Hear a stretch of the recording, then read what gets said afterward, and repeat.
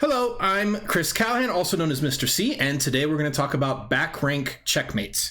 One of the most frustrating things as a chess coach is to tell students something that is true, but it doesn't work out for them.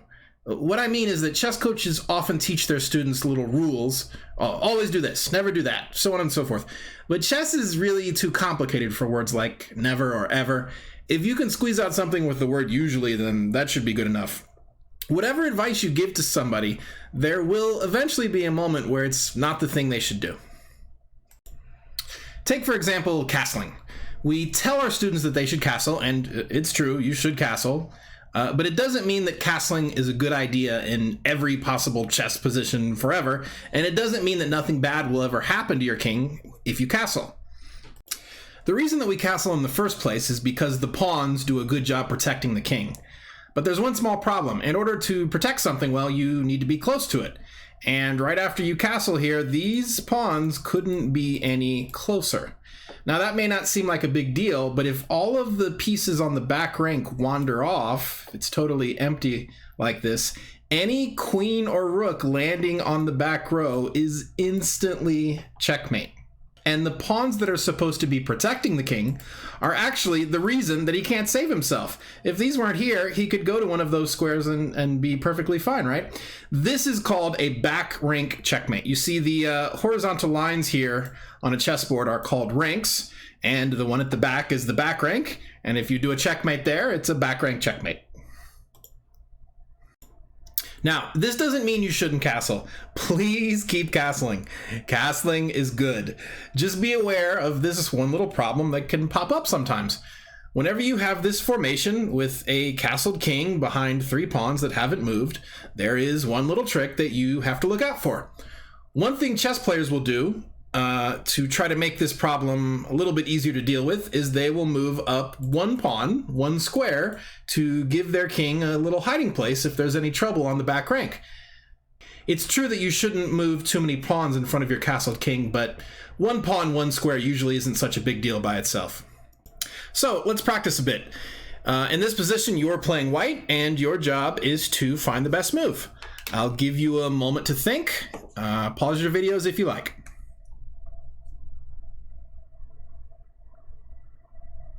Well, I hope you noticed the formation for the enemy king here. We have exactly the formation I was talking about, a castled black king behind three pawns that haven't moved. So if we can get a queen or a rook anywhere on this back row, we are going to win.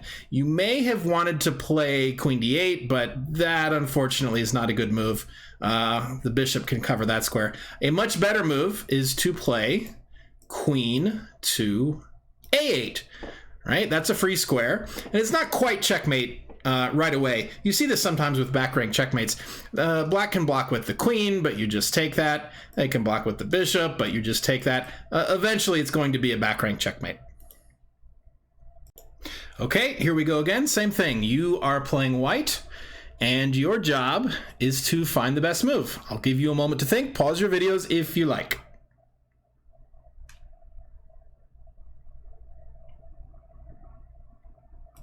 Okay, so once again, we have the magical formation we've been talking about, the back rank formation, if you will, and we just need to get a piece to the back row to checkmate the king. If we do it right away, this is not quite checkmate because the queen defends. So we need the queen to go away somehow, and we're probably not going to get her to go away by just asking her. So the correct move is queen takes rook. Now, you may have thought that the queen couldn't take the rook because the black queen was defending a bit, but if that queen, follows through with defense, it comes off the back rank, and this is going to be checkmate. Again, we can just block the check once, but that doesn't make any difference. Okay, last one. You're playing white. What is the best move? I'll give you a moment to think. Pause the video if you like.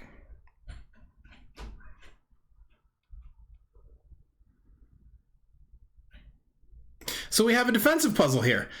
You may have tried to checkmate the black king here, but this isn't checkmate. The king has made a little hiding spot for himself, as we talked about earlier. What you should be worried about is getting checkmated yourself. The white king has exactly the formation we were talking about, and if you don't do anything to stop it, this queen is going to come to your own back rank and checkmate you. There are lots of different ways to stop it, and one way is as good as another. You could move your queen to the back rank. That defends. You could move one of these pawns up to give your king a space to run to. Anything works. Just make sure you notice what the threat is. If you see it coming, you'll probably find a way to stop it. All right, I think that's about all I have for you. Thanks for watching. Until next time. Bye.